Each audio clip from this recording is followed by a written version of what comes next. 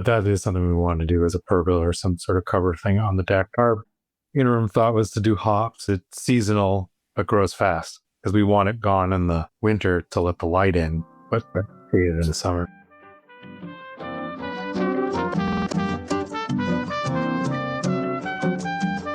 This is Serious Grower Podcast. I'm Anna. I'm an entomologist. I'm a scientist, and I am using this podcast to talk to all kinds of growers and eaters who are serious about their farms, their gardens, their local food systems. And I'm asking, how can science help? Today's co-host is Jason. He's a regular dude in Oregon who wants to turn his backyard into an edible landscape and an amazing place for his family. Jason and his wife, Mindy, are raising young kids and always have a few household projects cooking. So I thought their yard projects would make a great place to explore all the things you can do when you combine plants and living spaces. They're both really good at just about everything they set their minds to, and then they are lifelong friends. So I'm always looking for advice too. And I will say this conversation really struck me as funny because, you know, your friends have a way of growing up on you when you are not paying attention. Listen in when I get some straight up dad advice on cars from a dude whose mechanical workaround used to be having his buddies jump out and push start his van that just stalled out going through a toll booth. Actually, I have something I want your advice on. I am going to be doing actual physical research at a research facility in New Hampshire. And so between now and then, I have a bunch of things I need to figure out. So I have to buy a truck. I have decided I need to buy a truck. What I am looking for is really a beater. And I really only need it to be functional for a couple of years the most. Yeah. What do you think I should do? Well, one of the problems with getting an older, like in keeping budget and needing a truck for a few years, getting an older one, you have potential maintenance issues. However, used vehicles are high right now. I would look into leasing one. Ooh, that's not a bad idea. Because then you could turn it in at the end. You'd have a monthly payment. It'd be easy to budget. You could find out how many miles you might be driving. That's the only thing with leasing is usually you have a mileage cap. I wonder if I'm just enamored with the idea of buying a truck because you know how there's always like garages that have like a beat up old truck out front, like one of their buddies is selling it or something like that. I was thinking about driving around New Hampshire and looking for garages like that. I think for a business, you want less liability. What about like a certified used vehicle? You go to a dealership and they have those trade-ins and then they fix them up, turn them around and sell them. I don't need it to be reliable. I just need it to store my farm implements, and I needed to drive it back and forth between the farm and... It needs to go on the road, right?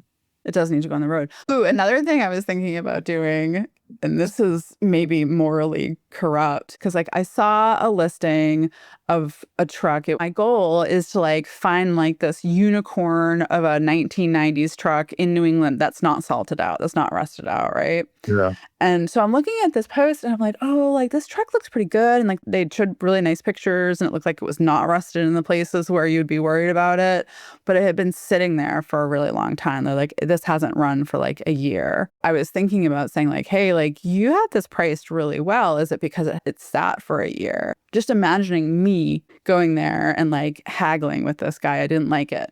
So then I was thinking, oh, maybe. And like, I know people do this, women, they go online dating and they get their online dates to help them with mechanical, or is that morally wrong? Looking for seasoned mechanic. I'm more thinking about like somebody who would just go with me and be the man standing next to me. And the more I'm thinking about it, like that might be the best way for me to find a good partner. Like really all I'm looking for is a guy who will drive across New England to go look at a truck with me. Honestly, I think it would really work. Probably would. But what about all the cull you'll have to weed through to get to that? That's never stopped me. But if my post literally said, I'm just here to find somebody who wants to go buy a beater with me, do you think people will respond positively to that? Like when you were dating, I know this is a long time ago, you were a much younger man. It would intrigue me. I'd probably respond to that. Yeah. Somebody who will drive around New England looking for a beater with me. Yeah. That's all any woman's looking for. Well, I could try it. I'll let you know how it goes. We're not here to talk about that. We're here to talk about your plans for the backyard, which could mean a pergola. We talked about greenhouse. Tell me what's going on. The hot tub's gone now, but that was a factor. There's a concrete tank in the ground. So the normal way to do a pergola is out the window because you can't put a post over the concrete tank. It's low on my priority list and higher on Mindy's priority list. I see. But the feasibility of it has really kept us from doing it. I think you'd have to fix the board to the house, which means cutting the vinyl siding open and trimming that, and like just doing all this stuff that I don't normally do. The other option is to just throw up a smaller, like 4x4 board that you can screw to the deck, but it wouldn't cover the whole deck area. It would just cover it. It'd be like a smaller 10x10 or 12x12. Then you still have the trapdoor thing to go to the septic tank clean up. The real way to do it, I think, is to over design it and do like 8x8 posts, and you back them up away from the tank. You do a 6-foot overhang. You need some pretty serious beams and more ability to fix that board to that. Would that be a central feature of the backyard? Like, you guys probably eat outside a lot. Like, you probably like grilling outside and stuff. We like grilling outside. We don't eat outside as much as would be nice. It's either rainy or really hot.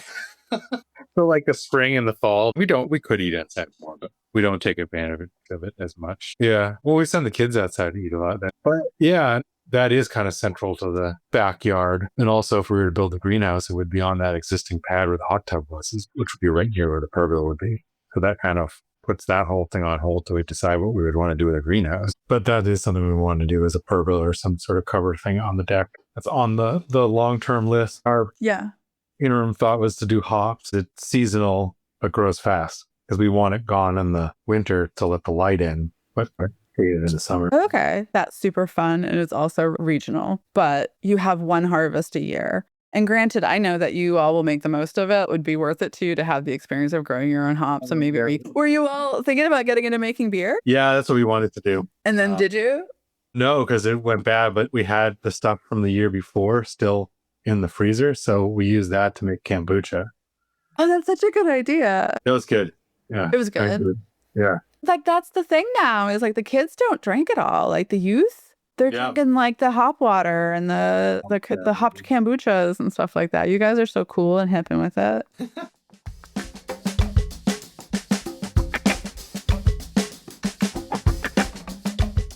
I'm going to jump in here and talk a little bit more about hops because it makes perfect sense that these guys are thinking about hops. They are just to the north of Oregon's Willamette Valley. This is the major hops growing area in the world and definitely in our country. Its temperate and humid climate allows for more complex floral, herbal, earthy, aromatic compounds to develop in the cones that are produced on these hops compared to areas that are more arid. So more arid areas tend to produce more citrusy or piney hops. Nonetheless, fresh hops provide a rather different profile than the same variety dried hops. Tons of chemical compounds that degrade or change or evaporate from those cones during the drying process. So growing your own hops does have a benefit that's really hard to put a price tag on. And you know, I am putting a resource from Jason's local extension service, Oregon State University, in the show notes, and that might be helpful for you, but make sure to check out your local extension service for advice in your area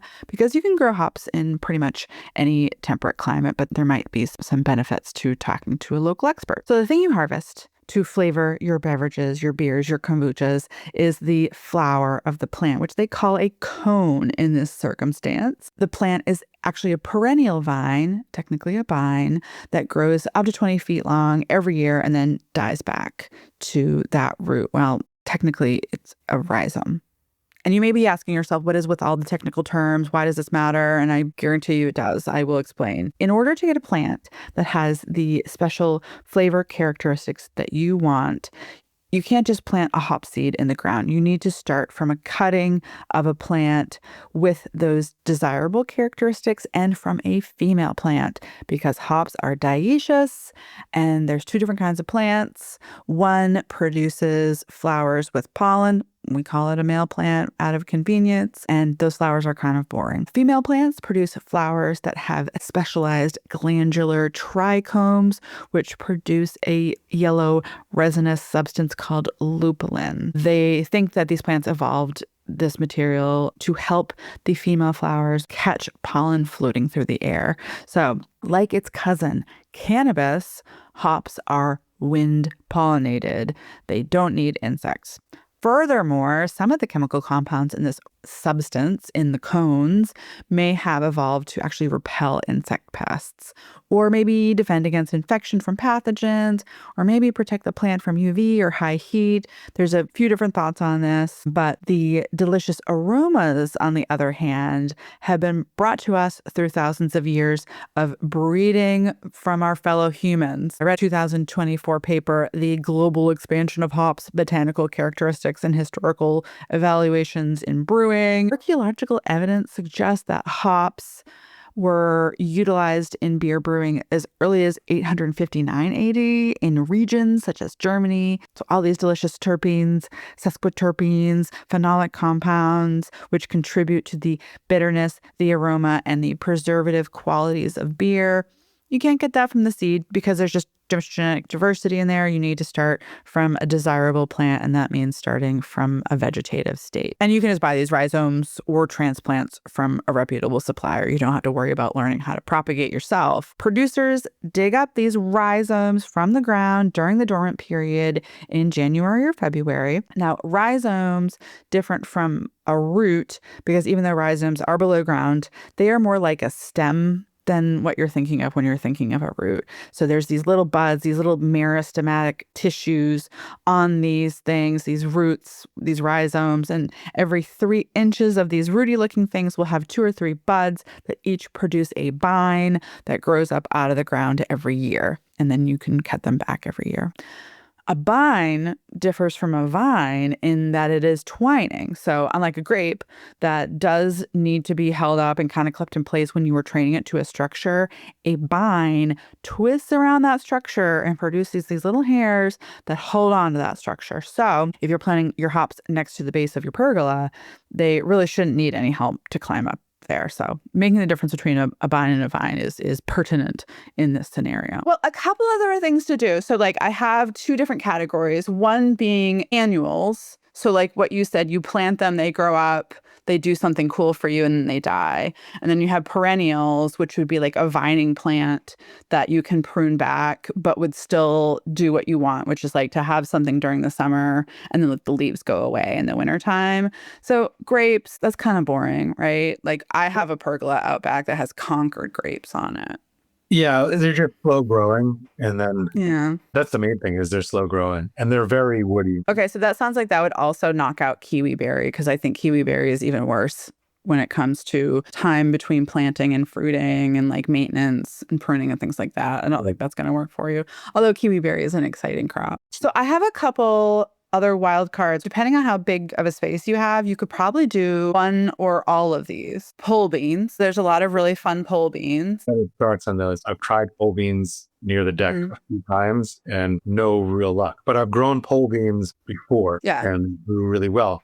All right, so let's talk about melons. Now, this might sound like a kind of crazy thing, but I will share some photographs with you about how they train out melons in the greenhouse in the cucurbit breeding program here at UNH. And they construct these little hammocks for the fruit. Depending on what kind of husbandry you guys want to get involved with this. In nature, obviously, you're waiting for bees to come and spread your pollen around. In the breeding program, they don't do that. They self-pollinate. Take a male flower from one plant and pollinate it on a female flower on the same plant so that they know where the pollen came from. No riffraff, right?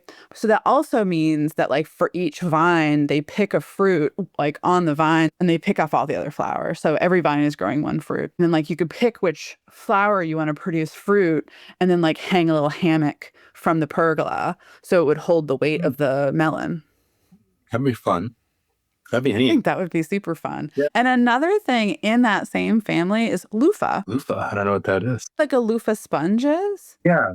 Yeah, so that's a cucurbit. Do you know what they remind me of? Like, you remember the book, The BFG? He was eating these the cloud cover. Yeah. Yeah. We just read that book and watched the movie like a month ago. Oh my goodness. This might be the thing to do then. We're making loofah sponges. Well, you let them dry down And they're like hollow, like there's seeds inside. Like when you know they're ready, you shake them and you can hear the seeds shaking around. And then you peel off the skin and it's like a luffa. It's a Oh, luffa so we sponge can make inside. our own Lucra sponges. Yeah. That would be really neat. I That's think the really kids would cool. like that. Yeah. Like I'll share with you some pictures. They're really fun. I don't think you need any additional support for these fruits. I don't think they get super heavy, but I can find out.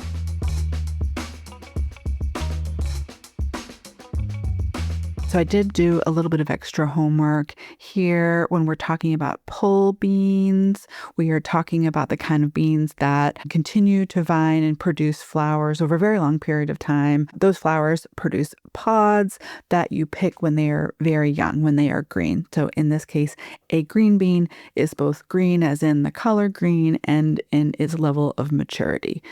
For beans, you really should plant them right into the ground because they put down a taproot that doesn't really work when you're thinking about transplants. So that can wait until the soil warms up in the spring.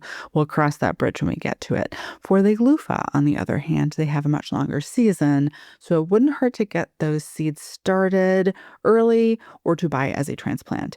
Technically, you can eat the fruit when they are very young, when they are green, kind of like summer squash, but you'll probably want to peel off the skin. However, they do require a pretty long season, 150, 200 days of frost-free temperatures to get to the stage where the fruits mature enough to produce that really fibrous sponge inside. It also sounds like germination rates for luffa seeds are a lot more hit or miss than the other cucurbits you might be relying on. There's just not the breeding programs that make those like really nice seeds. So you might want to plan on planting a few more seeds than you want transplants, or you might want to soak those seeds in a wet paper towel inside a Ziploc bag for a couple of days and just plant the seeds that sprout after that soaking process. If you're using biodegradable pots or even just paper cups to start your plants and cut the bottom off when you plant them, that would be an ideal situation to minimize transplant shock. Those vines will need a structure and they will need a little bit more help to train up the structure compared to like a hops that binds around a structure. So you can use clips or soft garden twine. I'm sure everybody has their favorite approach to this depending on what you have around. It doesn't seem like folks have as many old nylons hanging around as they used to, but I'm sure you'll have your favorite one. In reading about this, it sounds like having that structure really helps to get the vines up off the ground because all cucurbits are kind of susceptible to powdery mildews, these little fungal pathogens that make your leaves look gray, and they can sometimes kill plants. But if you have them up off the ground, lots of airflow moving around, chances are very slim that you'll have problems with disease. Back to my conversation with Jason. I have been looking a little bit into greenhouse recommendations for somebody in your position. It's tough because everything that's marketed towards homeowners, like the venting is not good. The heating kind of doesn't make sense to me based on what I know about greenhouse construction. I think most people who are thinking about a greenhouse, they are thinking about it in the same way that you're thinking about it as it was another room in your house. That's not right. During the day, there's enough solar radiation coming into the greenhouse where you would probably not have to heat it during the day. You would heat it at night when it's cold outside. Also, during the summer, it's way too hot without ventilation. Well, that's the thing I was saying. Even with just roof vents, we're way too hot in the summer. Paneling or roll down sides, I think we're going to have to do something like that around here. It's in the 90s consistently and hits the 90s. That's for like the whole, you're kind of outside, you're kind of inside, but you're neither. Greenhouse growers who have completely controlled environmental conditions, they have really bad problems with a specific group of pests, like they're aphids, thrips, mites, these things that don't really cause problems outside because natural enemies control them. The only time we have problems with aphids is if you've done something to disrupt natural enemies. Either you're blocking them, like you're keeping them from coming inside the greenhouse, or you're killing them with pesticides. So we've also noticed that like sometimes even if the sides of the tunnel are up, open to the environment, like those natural enemies are not coming in and doing their job as readily. So I think if you had that goal in mind to have these like really cool plants, you would have to have a plan in mind for the winter and a plan for the summer. So tell me about the plants that you want. I don't know yet. It could be nice to grow greens. to be able to grow lettuce throughout the winter. That'd be pretty cool. You buy a lot of lettuce and it's relatively easy to grow. I think it would be really an experiment for us to find out what we could grow. Lettuce and like even more cold hardy things like spinach or kale, you could grow that in an unheated structure. See, that would be kind of minimize the need for the heat. Right. Like that's one big distinction. Like we don't want to like heat it all the time and grow like tropical things. It would be more things that are a little bit more cold tolerant and just heat it minimally so that we're not having frost and things. Yeah. So you could do that, but like that would kind of rule out those citrus trees. And the lemon tree, we did a lot of research on it. A lot of people do grow them in this area. But I think that at least when they're younger, people bring them in and out, like bring them in the winter. For what you all have in mind, it sounded like you were going to have more of a greenhouse situation. Like you would not have earth below the structure. Like it was going to be like a floor, and you're going to have containers. Yeah. Because I think like the most exciting things are like when you build a structure over the ground and you plant things in the ground. But what does it look like? Because you're kind of taking the place that where the hot tub used to be, and you're going to build a house on top of that. There's an 8x8 concrete pad, and the deck extends out to match the main deck. It's got deck on 3 sides. One of the things I started thinking about is, does it make sense to mold the greenhouse to this existing awkward shaped pad? Would it help your design, your building design, to have the pad inside of it, but it be bigger than that? So you actually could like have the structure go over the pad and a piece of ground. Yeah, then you could have some like open dirt space there to remove the deck on the side of it or whatever. Something like that. And like that way, like if you did have your heart set on some of these fruit trees, you could plant trees, and that would be the end that you open up in the summertime. Well, the real ideal thing would be to just knock that wall down on the house and it right out and to like make like a sunroom kind of thing. That would be really nice. We don't have the budget for that. I don't know. I think sticking to the pad is probably feasible as far as like budget and practicality. It keeps the project contained and smaller.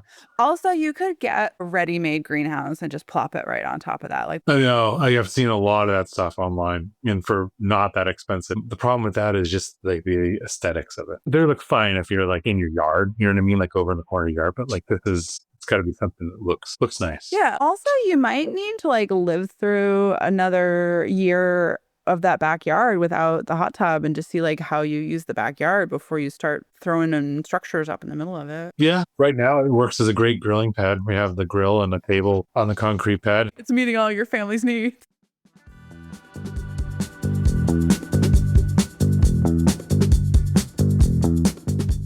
It sounds like all of these construction projects are in the future for these guys, but there's a ton of things they can do to extend their growing season and potentially have year-round greens without a greenhouse. A simple cold frame could be just the ticket. A cold frame is basically just a big bottomless low-profile box with a transparent hinged top, usually glass, maybe plastic. I've definitely seen people repurpose old windows. This acts as a miniature unheated greenhouse. It sits directly over soil. Usually you could certainly think about putting containers inside, but it traps solar energy inside to create this warm microclimate. So these are great for root crops like carrots and radishes, but you could certainly find the right greens for different windows of time throughout the year to have that year-round production.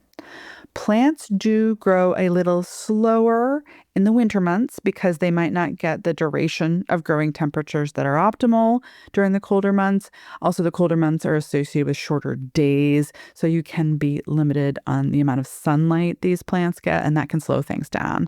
But during the spring and fall, man, you could be growing a pretty steady supply of greens in there, real gangbusters. It might even get hot enough inside during the day that you have to prop it open for ventilation. And always be keeping your eyes peeled for low nighttime temperatures that could cause some damage depending on how cold tolerant your plants are. Lettuces are probably going to be the most sensitive to freezing temperature, or at least most of the lettuces that we are growing for salads. 1 or 2 hours of a light freeze, so between 28 and 32 degrees, is probably not a problem. It may cause the leaves to wilt a little bit, but they should bounce right back. If that light freeze lasts a little longer, like 4 to 8 hours over the duration of the night, you might see some lasting damage, but that will just be a little browning on the edges of your leaves. But it's still edible and it won't kill your plants. Much longer periods of that light freeze or even just brief bouts of temperatures below 20 degrees Fahrenheit could kill lettuces. But there are plenty of cold hardy alternatives. There are a ton of brassicas that make great leafy greens for salads if you pick them when they're young and delicate. So mustard greens, tatsois, arugulas, bok choys. Mizuna is a delicious green for this purpose. And most of them are cold hardy down to 20 or 15 degrees Fahrenheit. Spinach is incredibly cold hardy. Swiss chard and kale are hardy down to 5 degrees, so they can handle quite cold temperatures at night. So plenty of things to consider as we're going through the season. Find photos of what we discussed on our Instagram at Serious Grower Podcast is a production of New Hampshire Community Supported Research. If you are interested in becoming a co-host or would like to learn more about our mission to democratize agricultural research, visit our website at nhcsr.org or come over to our YouTube channel at NHCSR, where we're sharing insights from the agricultural research community and vlogging about our research efforts on the farm. You can support this work by liking and subscribing, and even better, consider joining our Patreon community.